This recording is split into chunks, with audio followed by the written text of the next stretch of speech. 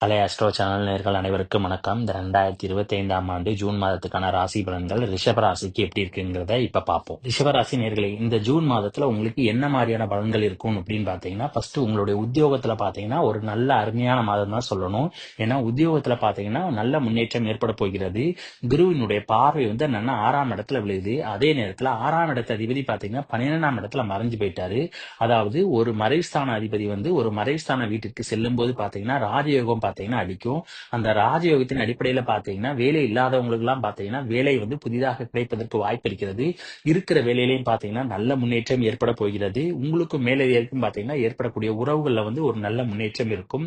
அதனால வேலையில பாத்தீங்கன்னா ரிஷப ராசினியர்களுக்கு வந்து ரொம்ப அருமையான மாதம் தான் சொல்லணும். அடுத்து உங்களுக்கு குடும்பம் எப்படி இருக்கும்னு பாத்தீங்கன்னா 2ஆம் இடத்துல குரு இருக்கிறதுனால பாத்தீங்கன்னா நிச்சயம் பாத்தீங்கன்னா திருமணத்துக்கு எதிர்பார்த்து காத்துக்கிட்டு இருக்கிற ரிஷபராசினியர்கள் பாத்தீங்கன்னா இந்த ஜூன் மாதத்துல வந்து திருமணம் நடைபெறுவதற்கான வாய்ப்பு இருக்கிறது.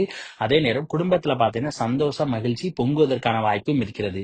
இருந்தாலும் இந்த குரு பாத்தீங்கன்னா உங்களுடைய ராசிக்கு அஷ்டமாதிபதி. அதனால அஷ்டமாதிபதி வந்து 2ஆம் இடத்துல இருக்கிறதுனால சின்ன சின்ன குழப்பங்கள் பாத்தீங்கன்னா குடும்பத்தில் வந்து போவதற்கான வாய்ப்பும் இருக்கிறது. ஆகையால் முடிந்த அளவுக்கு பாத்தீங்கன்னா நீங்க பேசுற பேச்சுக்கள்ல வந்து கொஞ்சம் கவனமா இருக்கணும்.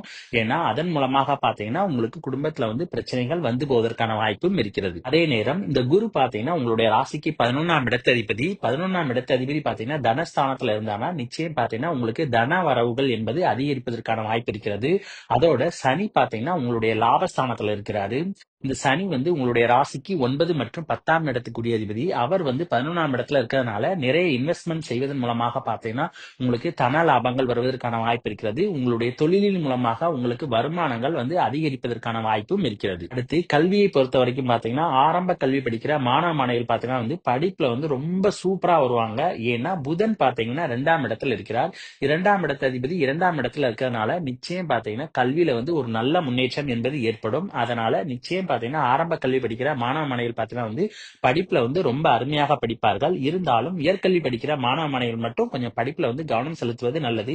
ஏன்னா கேது வந்து 4ஆம் இடத்துல இருக்கிறதுனால உயர்கல்வி படிக்கிற மாணவ மாணவிகளுக்கு மட்டும் பாத்தீங்கன்னா படிப்புல வந்து பெரிதாக ஆர்வம் என்பது காட்ட மாட்டார்கள். காலேஜ் படிக்கிற மாணவ மாணவிகள் பாத்தீங்கன்னா படிப்புல வந்து கொஞ்சம் கவனம் செலுத்துவது நல்லது. உங்களுடைய ராசிக்கு 7ஆம் இடத்து அதிபதியான செவ்வாய் பாத்தீங்கன்னா கேதுவோட இருக்கிறதுனால நிச்சயம் பாத்தீங்கன்னா வந்து படிப்புல வந்து ஆர்வம் என்பது இருக்காது.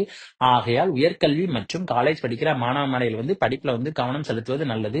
ஆரம்ப கல்வியை பொறுத்த வரைக்கும் பாத்தீங்கன்னா அவர்களுக்கு வந்து படிப்புல வந்து ரொம்ப சூப்பரா படிப்பாங்க. அதனால ஆரம்ப கல்வி மாணவர்களை பொறுத்த வரைக்கும் எந்த ஒரு கவலையும் தேவையில்லை. இந்த மாதத்தை பொறுத்த வரைக்கும் எந்தெந்த விஷயங்களை நீங்க கவனமாக இருக்கணும் அப்படின்னு பாத்தீங்கன்னா உங்களுடைய ராசி அதிபதி சுக்கிரன் பாத்தீங்கன்னா 12ஆம் இடத்துல மறைஞ்சு போயிட்டார்.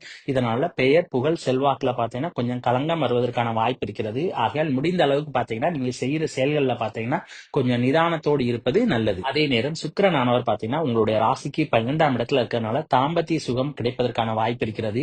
இருந்தாலும் இந்த 12ஆம் இடத்து அதிபதியான செவ்வாய் பாத்தீங்கன்னா 4ஆம் இடத்துல வந்து கேதுவோட இருக்கிறதுனால முறையற்ற வழிகள்ல பாத்தீங்கன்னா இந்த தாம்பத்திய சுகம் கிடைப்பதற்கான வாய்ப்பு இருக்கிறது. ஆகையால் முடிந்த அளவுக்கு பாத்தீங்கன்னா உங்களுடைய செயல்பாடுகள்ல வந்து கொஞ்சம் கவனமாக இருப்பது நல்லது. இந்த செவ்வாயானவர் கேதுவோட சேர்ந்து 4ஆம் இடத்துல இருக்கிறதுனால நிலம் சம்பந்தமான எந்த ஒரு செயல்பாடுகளையும் வந்து கொஞ்சம் கவனமாக இருக்கணும். ஏன்னா புதுசா ஒரு இடம் வாங்குறீங்கன்னா அதுல வில்லங்கம் இருக்குதா அப்படிங்கறத செக் பண்ணி பார்த்து வாங்குவது நல்லது. இல்லைன்னா பின்னால வந்து பிரச்சனைகளை சந்திக்க வேண்டிய சூழ்நிலையும் ஏற்படும். குருவினுடைய பார்வையானது உங்களுடைய ராசிக்கு 10ஆம் வீட்டுல விழுகிறதுனால சொந்த தொழில் பாக்குறவங்களுக்கு பாத்தீங்கன்னா தொழில வந்து ஒரு நல்ல முன்னேற்றம் ஏற்படுவதற்கான வாய்ப்பு இருக்கிறது. பதவி உயர்வுக்காக யாரெல்லாம் காத்துக்கிட்டு இருக்கீங்களோ அவங்களுக்கு எல்லாம் பதவி உயர்வு கிடைப்பதற்கான வாய்ப்பும் இருக்கிறது. இந்த 10ஆம் இடத்து அதிபதியான சனி பாத்தீங்கன்னா 11ஆம் இடத்துல இருக்கிறதுனால நிறைய பேருக்கு பாத்தீங்கன்னா சொந்த தொழில் பண்றவங்களுக்கு பாத்தீங்கன்னா எதிர்பாராத தன லாபங்கள் வருவதற்கான வாய்ப்பு இருக்கிறது. லாபங்கள் பெருகுவதற்கான வாய்ப்பும் இருக்கிறது. அப்புறம் இந்த வீடியோ பிடிச்சிருந்தா லைக் பண்ணுங்க, ஷேர் பண்ணுங்க, கமெண்ட் பண்ணுங்க. மறக்காம பக்கத்துல உள்ள பெல் பட்டனை கிளிக் பண்ணுங்க. தேங்க்யூ.